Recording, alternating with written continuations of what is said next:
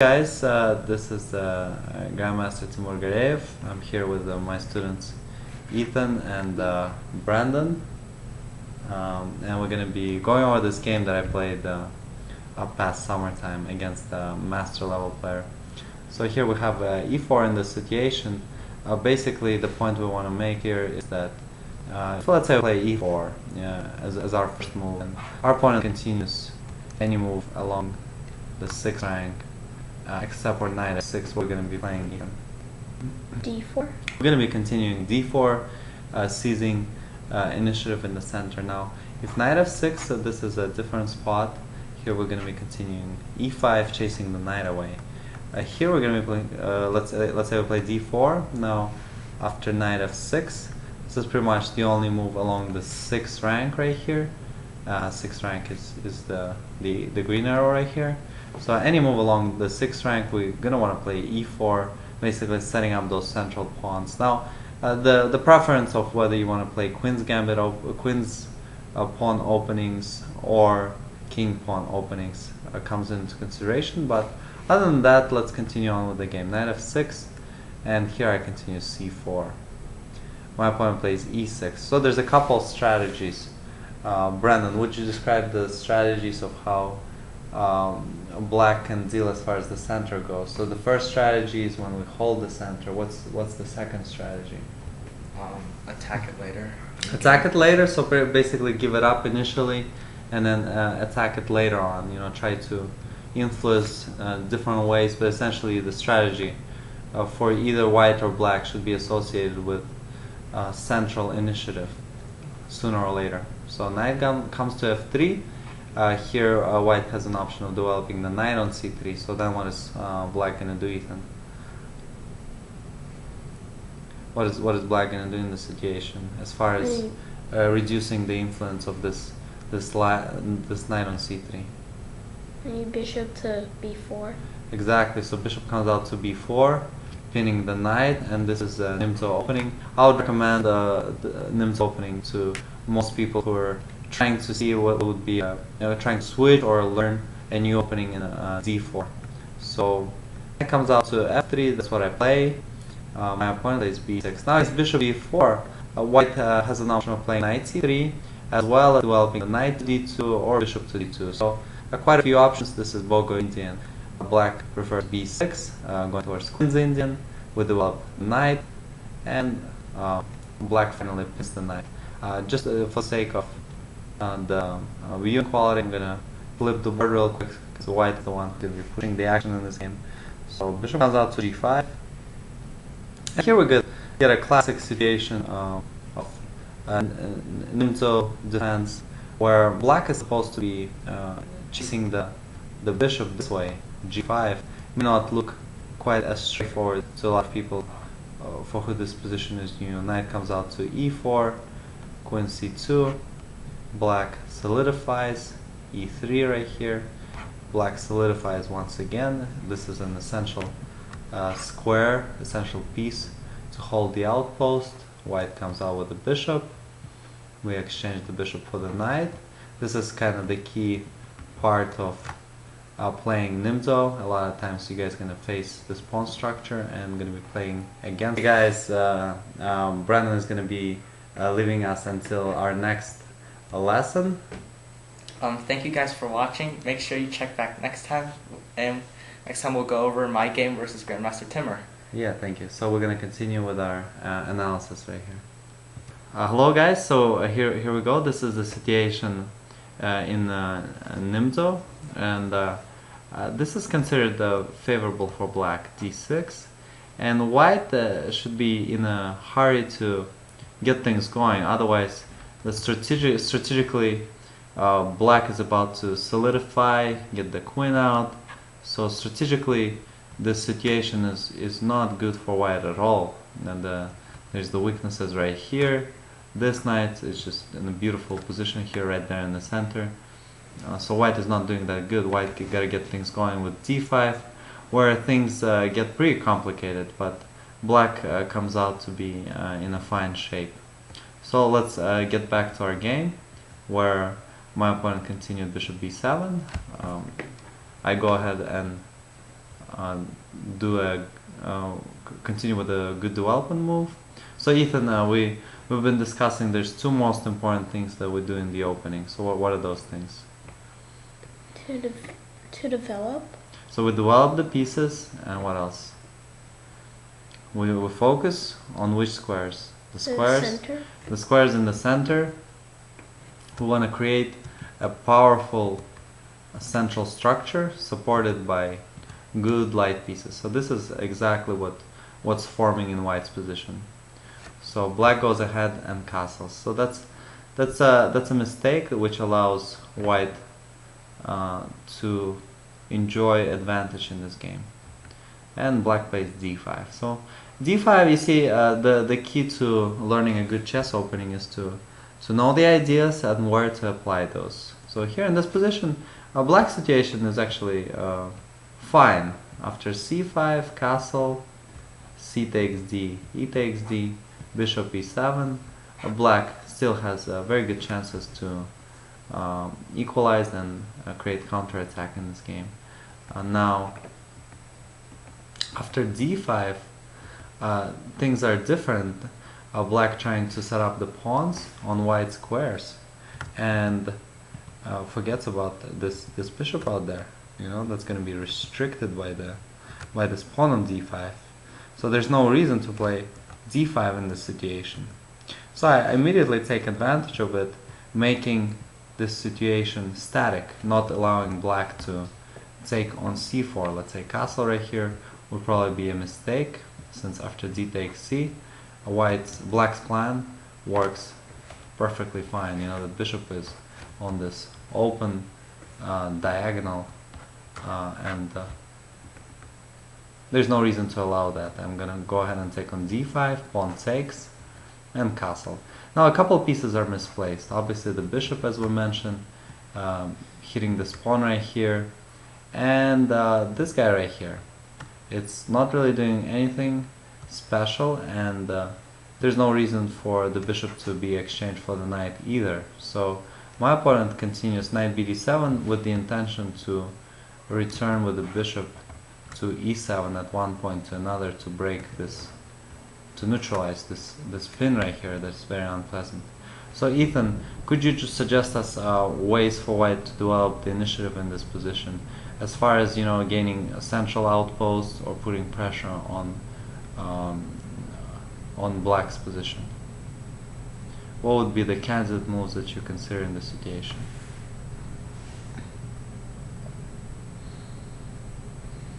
We have quite a few pins. Okay, so there's moves like bishop f5. There's a move knight e5. Okay, so those are the moves I'm talking about. Now, I decide to connect the rooks. So in order to connect the rooks, what do we tend to do? Maybe queen to b3. Queen to b3 is a possibility right here. Okay, so essentially the key is to remove the queen off the way of the rooks. That way we connect the rooks. There's a nice harmony going on right here. So then we can pick the best spots for the rooks, whether it's e1 and d1, c1 and d1. Whichever that is, the decision becomes available to us. Now we're going to play queen c2.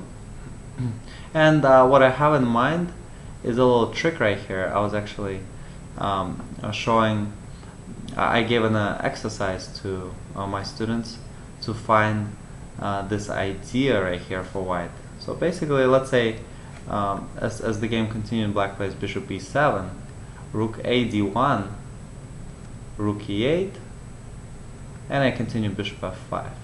So here, what tends to happen in this type of spot is black wants to ease the pressure right here, because white is the one putting quite a bit of positional and strategic pressure. It's difficult for black to unpin. So black tends to try to do something like knight e4. So in this situation, there's a couple of positional ways to continue and hold the advantage in this situation. What do you think is the tactical approach here, Ethan? Well, we got to examine this bishop e4, d takes e, and what happens, this bishop is hanging right here. So if we decide to pick up this pawn, we're going to lose the bishop on h4. If we decide to do an intermediate bishop e7, after d takes e, queen takes, and let's say knight d2, well, all of a sudden black is not doing all that bad. Play knight f6, and play c5 right here, and black is doing fine in this position. Now there's a little tactical shot right here. A little tactical shot after knight e4. Knight takes d5. So what is this idea all about? Well, knight takes on d5, bishop takes on d5, and here we're going to be taking this knight right here on e4. If bishop takes, we pick up the bishop, and once bishop takes on h4, queen is available to defend the bishop. There's nothing special here for black, and white just has a extra pawn and enjoys advantage in this position. Now knight takes d5. What if bishop takes on h4? How are we going to continue here, Ethan?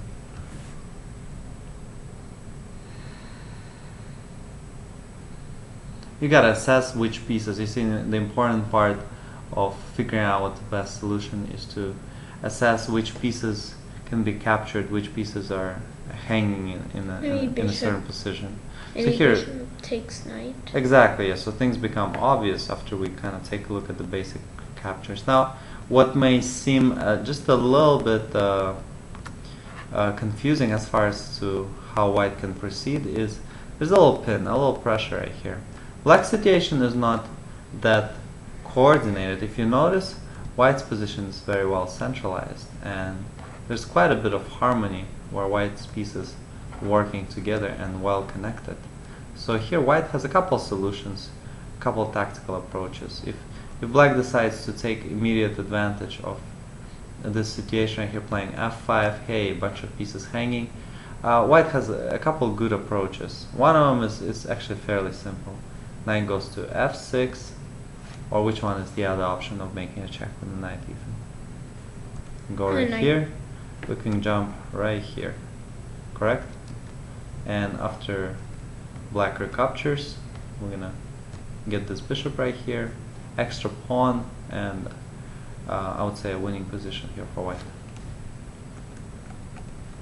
So this is the trick. You guys should remember this. Knight d5 works in different spots. Obviously, calculate it, see if it works. If you think you gotta go for it.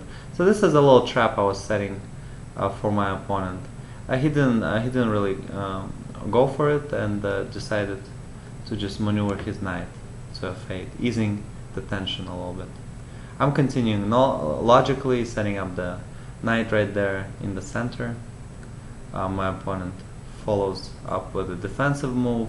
So here's the general strategy of playing winning chess. You want to go pursue your strategy and make sure, or rather, what's going to happen naturally, your opponent is going to be reacting to what you're doing. So that's exactly what you want. You want your opponent to react to your strategy. So my opponent is defending, and I'm attacking as white. Obviously, depends on the situation you're in and the caliber of player you're facing, but that's generally the winning chess. You want to dictate the action, and then your opponent is going to be reacting to it.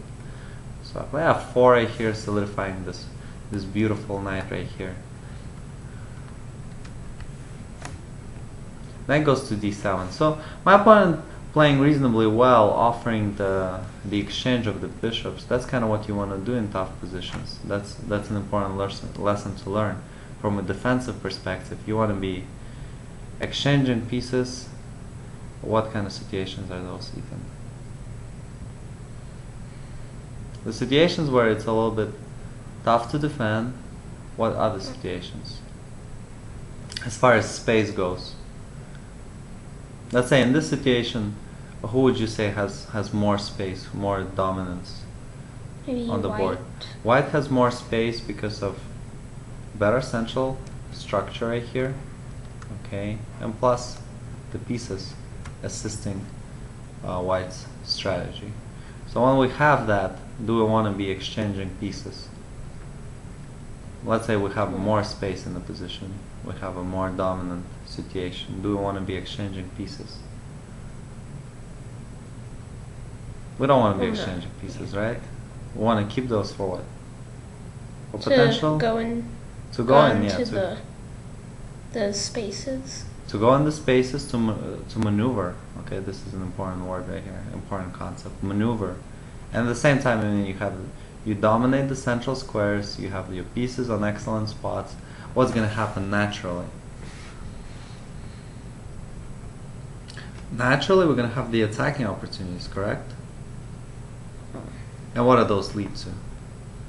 Generally, when you ask players who are out there, you know, playing tournaments, how do you win at chess? Well, you checkmate. Well, that's what a lot of people aim to accomplish. Okay, and it's very important, you know, to know that you want to ultimately checkmate. Now, a lot of times, the most important thing in chess is to create those winning attacking opportunities, and then checkmating opportunity is going to follow naturally. Knight goes to d7, so there's no reason for us to exchange those bishops. So the bishop got to retreat. We're placing the bishop to f2, and temporarily it's out of play on f2. It does have some defensive qualities, defending that pawn on e3. However, the main point is black's position is cramped, and it's good to keep it that way. Rook c8. The rook goes into the pinned territory where the bishop is controlling it, and basically indicates that black doesn't have too many amazing opportunities right here. If black decides to take the knight, how would you proceed here, Ethan? Just give us a guess of what you think would be a better move here. Either taking with f pawn or d pawn. Maybe the f pawn. The f pawn. What would be the reason for you to take with f pawn? Maybe to open up the rook. Okay, yeah, exactly. So this is good reasons for us to take with the f pawn, so that the rook can open up. Now, if we take with the d pawn, then what's going to be happening? Now we open up the d-file rook, okay, and potentially can support it with e4. So both are possible. I would definitely consider which one to go for. Maybe prefer the d pawn or f pawn. So here bishop f2, rook c8, and there's no reason to wait any longer. With preparation moves, we gotta go for a central breakthrough. So when we mean central breakthrough, what do we associate that with? Is it the pieces, the pawns? What would that be, Ethan?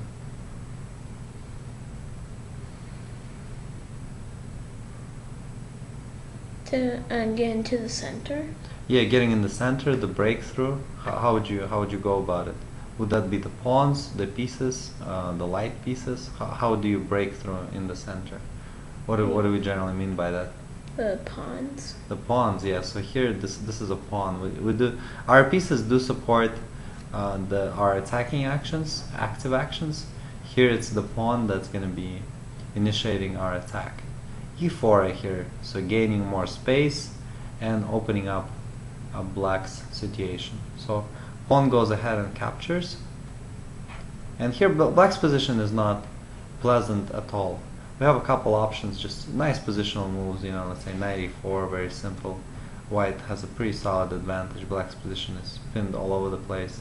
There's an interesting idea of queen b3, where we're aiming at f7. It's not easy to defend at all. So this position is definitely not pleasant. How would you, what sacrifices do you see here, Ethan? You see, it's important to have a trained eye for typical sacrifices. Going against the king, opening up the king. Which one would you consider as one of the possibilities here for white? Maybe like bishop to h7.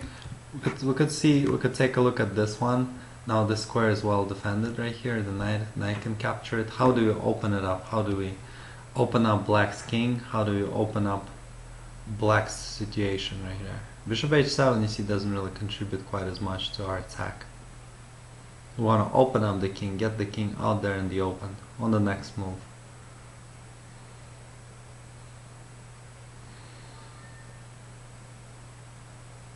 And like knight takes f7. Very good. So this is a consideration. Now, do we know if it's good or not? Well, we gotta calculate. But this is that idea that's definitely gonna be on our mind for a while until we figure out what's happening there. So knight takes on f7.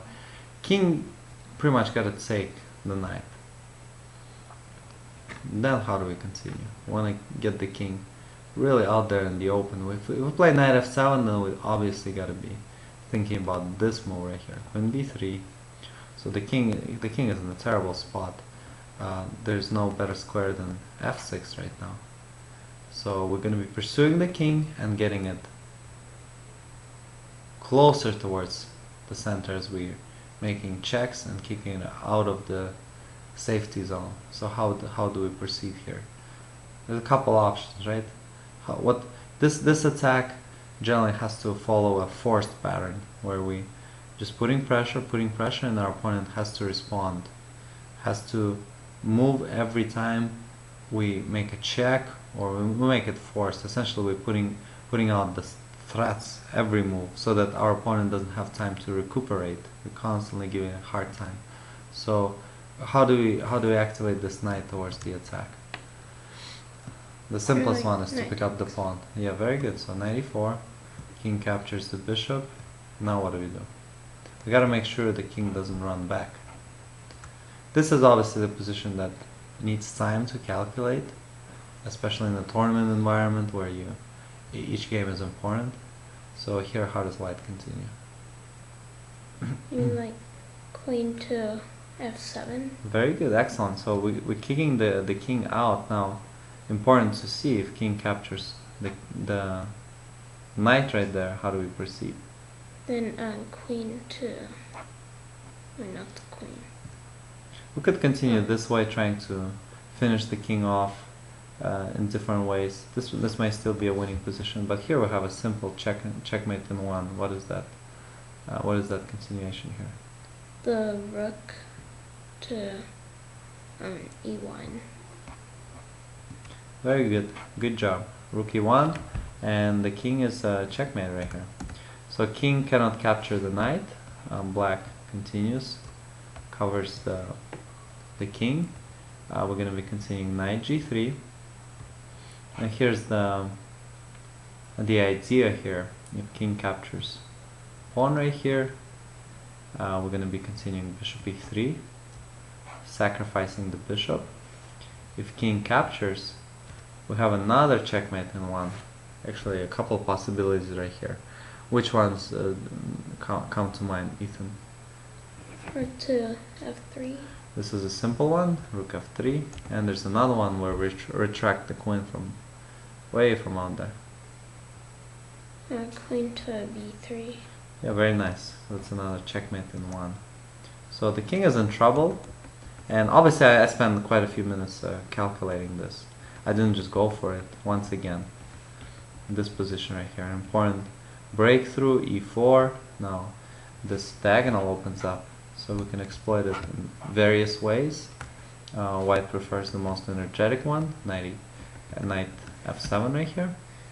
King captures, making a check right there with the queen. King moves on.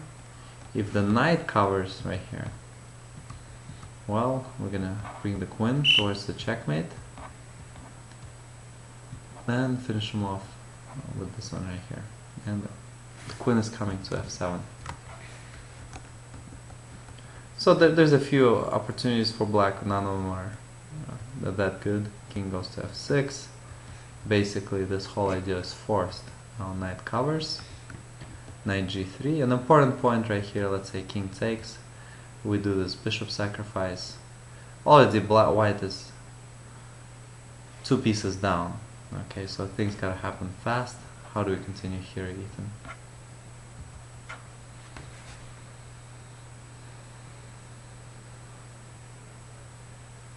Let's bring the rook towards the checkmate. Okay, what would that be? This is not quite checkmate in one, but this is the way we're going to initiate our checkmating attack.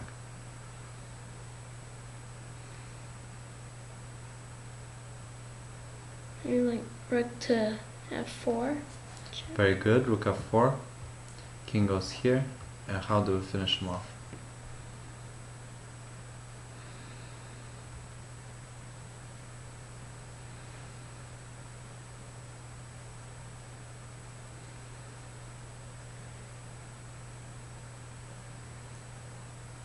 Quite a few opportunities right here. Okay, one thing you could notice, if you guys struggle with the way to finish that king right there, you know, there's abundance of winning continuations where you can ease into it with rook f6, and then a lot of squares become available. Queen h5 checkmate.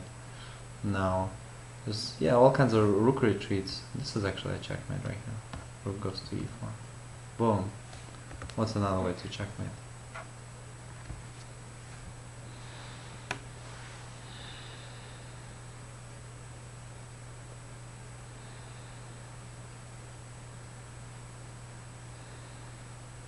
We could use the pawn, right? What would be the move?